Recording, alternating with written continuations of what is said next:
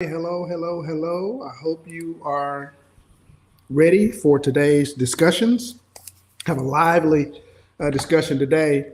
Very interesting questions that came up at the end or right after our last session. So adjust my camera just a little bit.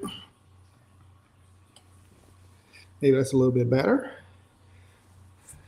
And yeah, those questions and a couple of conversations that we had offline led me to say, okay, I know where to start next week. So we'll start off with some of those things and address some of those issues in a public way, so that it's not just private conversations, but everybody can benefit from and take part in what's going on. So just give it a couple minutes. We're just a little bit early, but hope here soon to be able to start. I often wonder what to do when you're at this point and you're just waiting for time. I guess I could say good morning to some folks. I'll just type a couple of things.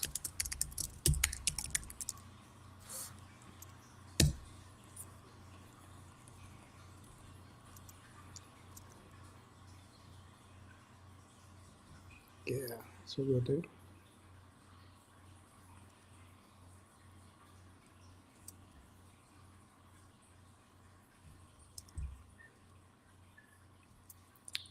Yep. Well, there we are. It's 11:15. So let's go ahead and get this thing going. Looking forward to today's discussion, because what happened was that last week, as we ended, had someone ask a question that was very, very, very good question about our youth and about where things were headed in our country. And so I wanted to make sure I addressed those things. Because the concept of church is not, I think I have a little echo. I'm going to cut this thing off. Matter of fact, I was going to say I tried to be too cute today. So please forgive me for walking off camera. The concept of church is that we are a group of people, or we were called out to be a group of people who would do one thing primarily. And so I wonder if it would really shock you if you knew that Julius Caesar had a church before Jesus had one. And that even before Julius Caesar had a church, the ancient Greeks had a church. And the church was not what we think of as a place where people gather and worship and sing songs and usher boards march and all those things happen. But instead, Jesus's idea was borrowed from the ancient Greeks. It was borrowed from the Romans. And it was this: when I take over a new land, a new area, a new country, I need someone who's going to go in and create legislation so that I can understand, so they can understand what I want in that new land. So the legislation would basically express the mind of the emperor, the mind of the king, the mind of Caesar in that new area. So Jesus takes that concept and brings it over here to his kingdom, not the world's kingdoms, but to his kingdom. And he says, I want one of those things too, like they have. However, I'm going to build mine based on the truth that I am the Son of God, that I am the Messiah. And I want to use this group to bind things in the earth as it is bound in heaven. And I want them to loose certain things in the earth, because those things will have been loosed in heaven. Now, we've heard those terms tossed around. And again, if you weren't with us last week, I tossed out a couple of scriptures from Matthew chapter 16 and Matthew chapter 18, which talk about the three instances in which Jesus mentions the word church that's recorded in the New Testament. And so that's where we begin with the concept of a non-religious entity. He was not here to establish a religion. He was here to establish government. And that goes all the way back to Genesis chapter 1.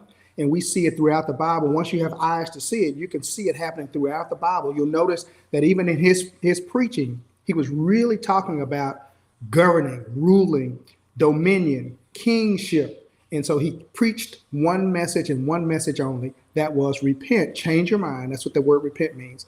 For the kingdom of heaven is at hand. Now, we as church, modern day church, have not seen ourselves as a group that's called out to go out and strategize about how to make things in the earth like they are in heaven. That's not what we've done, but instead we have done religious things. Somehow this group that started off strategizing about how to preach the message that he gave the church, how to make disciples using the terms and using the concepts that he used, and we morphed it over into worship and religious services. Now, that is the backdrop, a deep backdrop of where we are today, because the issue came up in our discussions offline last week. What is going on with our children, our youth, and what can we do to get ahead of the destruction? What can we do to get ahead of, what they've become and who they are? And so my answer to them was a little bit short of this, but this is where it goes. There is a passage in Ephesians chapter 4, and it basically goes into the reason that God has placed pastors and apostles and people of that sort in the church. And it's really for the perfecting of the saints. Now, to shortcut that explanation and that description, if we were to take that a little bit further, it's not the perfection of the saints for work in the church. It's perfection of the saints also, if not more importantly, for their work out in the world. So if you go back just a few scriptures, a few verses, even in that scriptural passage that we see there where he talks about that, you'll also see that it says Jesus ascended and then he descended. Go back to Daniel chapter 7, I believe it is, and you'll see that Daniel had a vision of one who appeared before the Ancient of Days. This is him having a vision of Jesus hundreds of years before Jesus was born.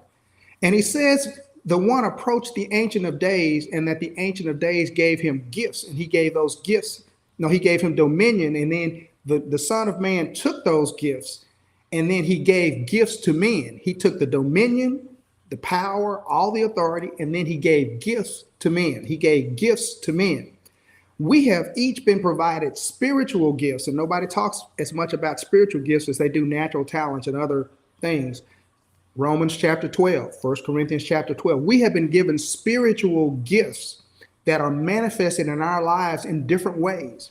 Now, those gifts are primarily given to us so that we can serve the church. We can serve one another.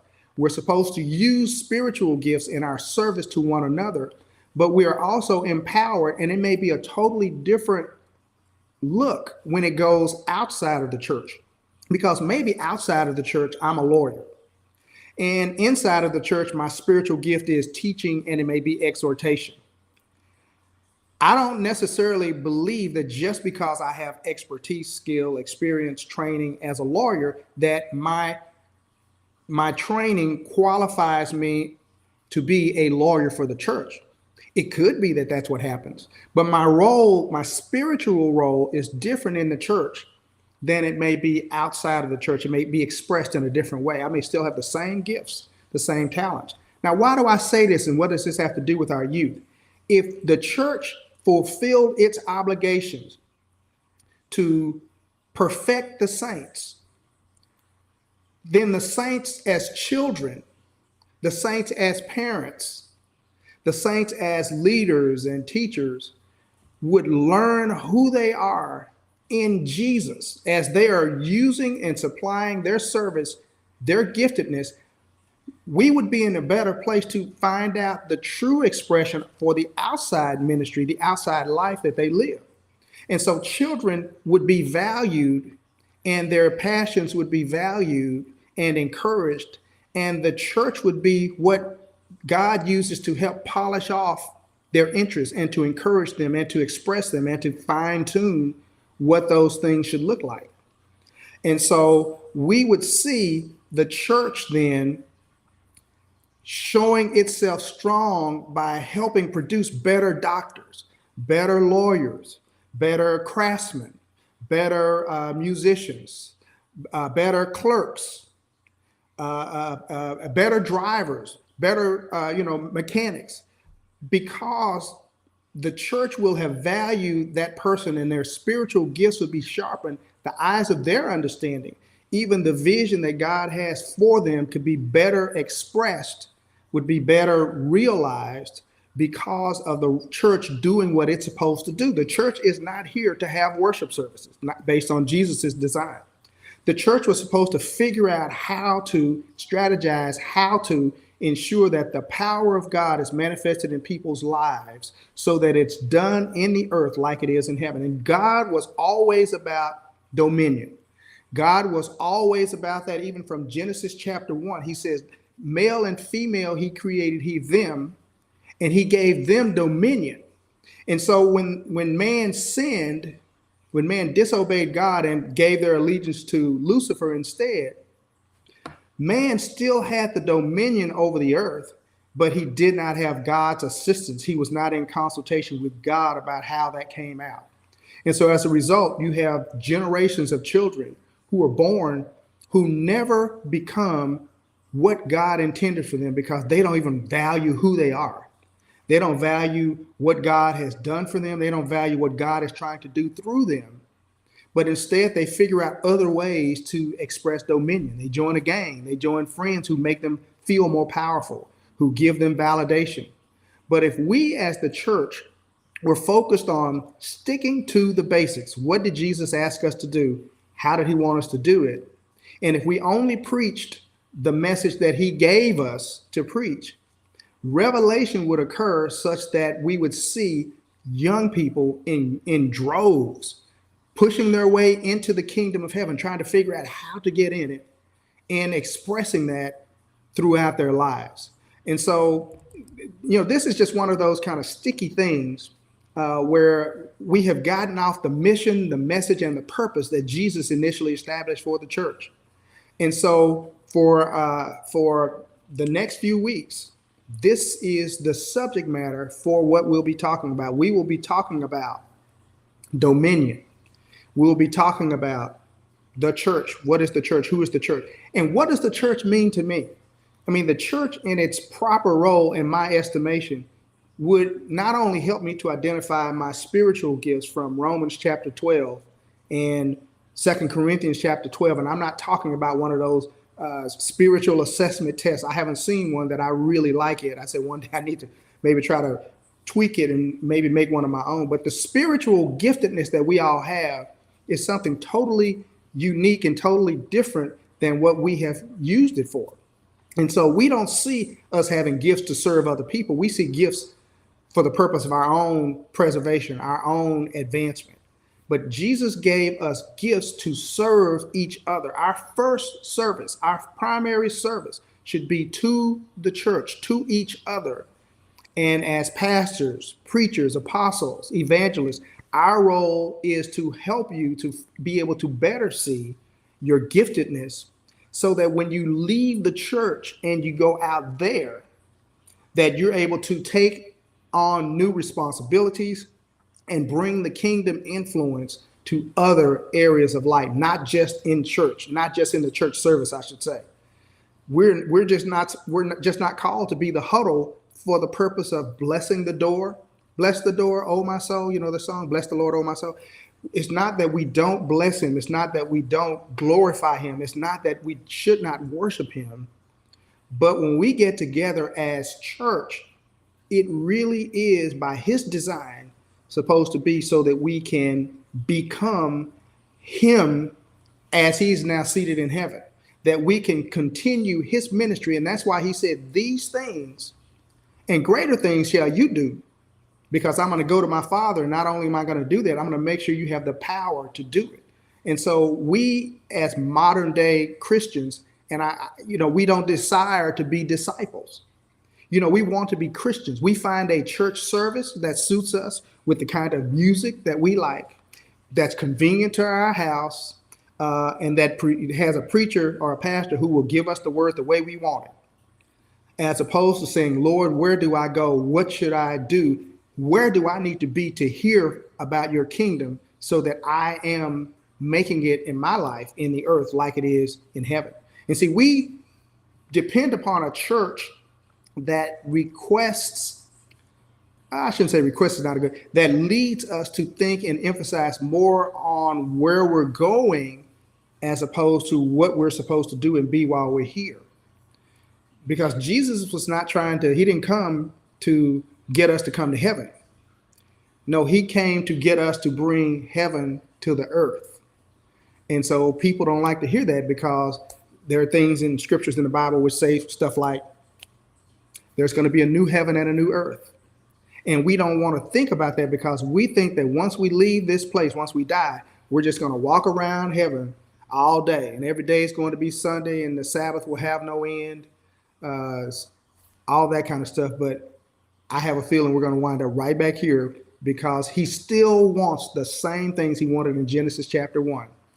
And again, he's trying to give you healing and really dominion over and rule over your body so that sickness can't take you out of her. He's trying to give you things that have you staying in the earth longer. That's why he has healing. Healing is just really an expression of dominion over your body. And will the curse of the law, the curse of the devil, the curse of generations prevail in your body? Or will the dominion of God, the word of God, be what prevails in your body? It's an issue of prevailing. It's an issue of dominion. And so I got off the topic just a little bit about our young people because it's a really broad topic and discussion. But when we start raising up children who know who they are in God, I think that the society will reflect the church. And to the extent we see now, we have gun violence and we have assault weapons bans and we have racism and we have, regional biases and those things. The church was in the best position to ensure that those things never grab strongholds. But the church was focused on different things. The church was focused on making people comfortable. The church was focused on making people feel better about God and know that there's going to be something better afterwards. The church wasn't saying, no, I'm in your face right now. You need to do something about this storm that is rising. You need to speak to the storm and tell it, peace, be still. You need to lay hands on the sick and see them recover. That's a specific instruction from Jesus. You need to be telling people, hey, they need to change their mind because the kingdom of heaven is at hand. Again, another specific order, instruction from Jesus. And so as we continue, I'll look forward to seeing you again. I thank you for taking the time. Thank you very much for taking the time to join me. Please feel free, questions, comments, whatever you have. I'd love to hear from you and love to continue this discussion. I hope we at some point have a dialogue that I'll see you online and pop on with questions and things and we'll talk, or I'll pop you on screen. So may God bless you and he keep you. I'm going to look and just make absolutely sure I don't see anything else that's going on. I don't see any other chats. So God bless you. I look forward to seeing you again soon.